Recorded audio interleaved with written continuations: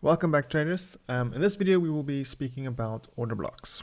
First of all, order blocks is not my teaching. I'm not sure who originated it from, but it's found everywhere on YouTube and on Google and wherever. So I'm just going to share with you my understanding of order blocks and how I use them. So it's not something new that I invented or anything. So I take no credit for any order block teaching. I'm just showing you how I understand it and how we use it in our trading. And it's a tool that we use to get entry points and reversal points, or where price can reach into before continuing in the opposite direction. So this is just a simple way of explaining it. Basically, how I understand it is that an order block, a bullish order block, is found when we have a bearish candle followed by a strong bullish candle, and this bullish candle covers this bearish candle. So you might think, okay, this is an engulfing candle. Well, yes, depending on where this pattern forms, it can look like an engulfing candle, but you won't always see it like this. The main point that I want to stress here is that the bullish candle covers the range of the down candle. So we have a down candle, then an up candle. That is where our order block will be. Same with the bearish order block. We have an up candle followed by a down candle. So this can be a doji, this can be a small candle, a big candle, and then this candle doesn't even need to be a strong candle. It's basically just a down candle that covers the range of the up candle. So bearish order block, down candle covering the up candle, bullish order block, up candle covering the down candle. So that is the basics of it. Okay, let's look at some examples. Okay, here we have an example of a bullish order block. Let me just zoom in a bit. We have a down candle over there, followed by two up candles covering the range of that candle. So that is our order block. This is our order block. Now we can see how price pushes up above it. We have this area of structure. Price breaking the structure, comes back, and then comes back to retest the order block. And then again we have a push away, we have a bit of a consolidation, and then price comes back again one last time, retouches that area, and then pushes to the upside. Now, remember we spoke about the wick zone and how they align with each other. This is, remember our wick zone, I think this was also in the examples earlier. This is our wick zone. Let's just make it in a different color. No, not that color. Maybe it's something like this. Yes, that's better. Again, remember we spoke about the wick zone where we have wicks from the bottom, and from the top, and you see how the wick zone aligns with the order block. So in the zone where they both align, we have the highest probability of finding an entry. So we have the order block and we have the wick zone both aligning, and we can see how price reacts from that area. Here we have another example. We have a doji or spinning top, small candle, whatever, doesn't really matter to me, and we have price breaking above it, coming back to retest that area, and then continuation to the upside. And again, we can also identify a wick zone over here, something like this. Nothing to the left, but we can see price coming back, and then as price breaks it, comes back to retest our wick zone, and then we have a continuation to the downside. Here we have another example of a order block, bullish order block. We have the down candle, this black candle, and then we have the up movement. So that is our order block, bullish order block. And we can see price coming back to retest this order block, retest it again, and then we have a push to the upsides. Here we had another example. This was this week in GU. There is our bearish order block. We see price trading up, the blue candle, and then after the up movement, we have this strong movement to the downside, creating that order block. And just want to show again, we have the wicks from the top and the bottom, and you see it aligns with that order block.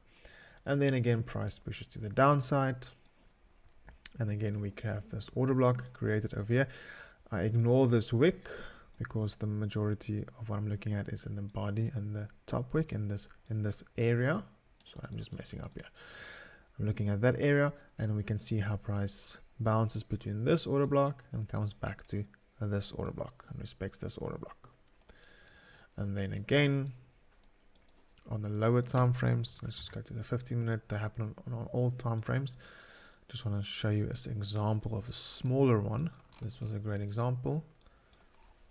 So first of all, we have our wick zone over here, like this.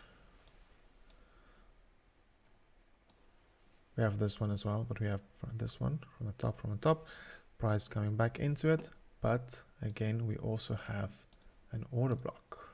So we have this order block over here, and we can see price breaking that candle, breaking that range. We have the up candle, and then we have this down candle, and then we have the structure, price breaking the structure.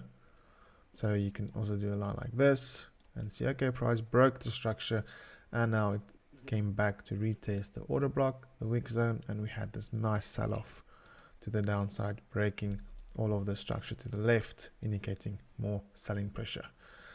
And just we have wicks over here.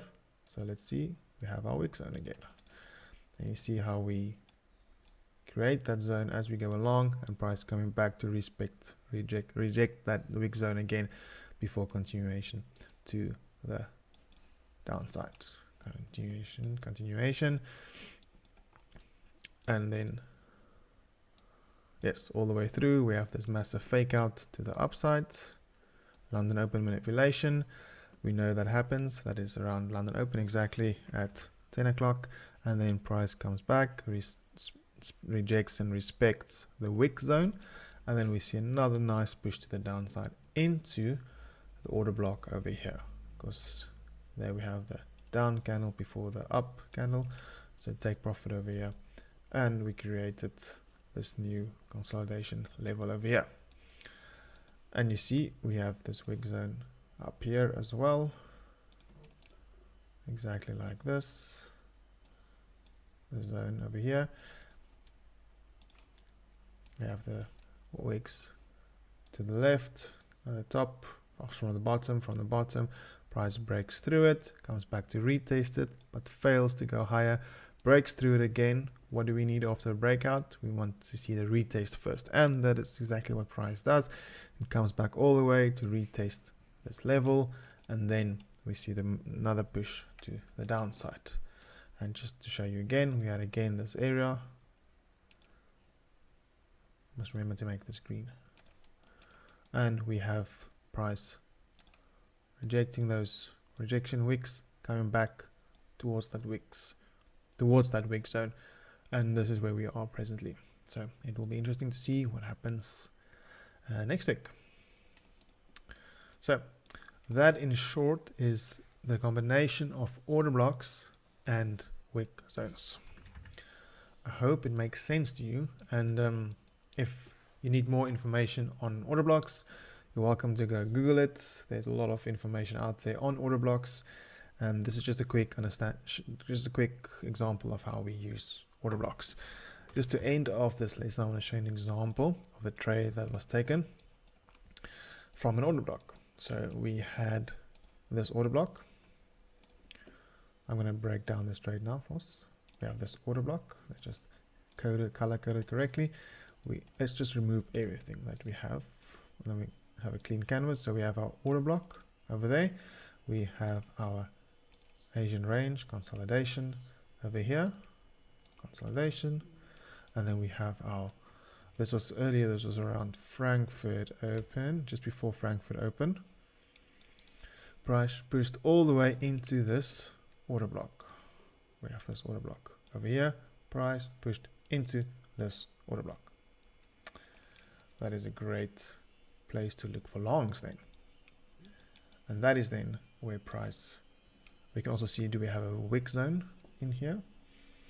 Let's see, in the middle, let's just make it green. Okay, so we have the wicks from the bottom, wicks from the bottom, wicks from the bottom, from the top, from the bottom, a little bit of bodies, and then we have this wick as well, this wick into that zone. So we have the wick zone as well as added confluence to look for longs. So I entered the buy limit as price reached into this level, stop loss below the zone or below that wick, and then take profit at the previous wick zone area over there. And that was the trade. So we have the consolidation, we have our Asian range, we have the order block, we have price manipulating into that area before London open, Frankfurt open, and then price push all the way up into the previous zone that we have at the top. So it's a form of zone to zone trading, but with a lot of added bells and whistles in between to give it some flesh and to give us some more understanding of why we are doing this. It's all about context. We're getting context behind the trade setup and why we take this trade setup. So that's it for this video. Hope you found it insightful and that you will go to your charts and taste it out, combine the wick zones with order blocks, and then see what happens. Good day, and then see you next time.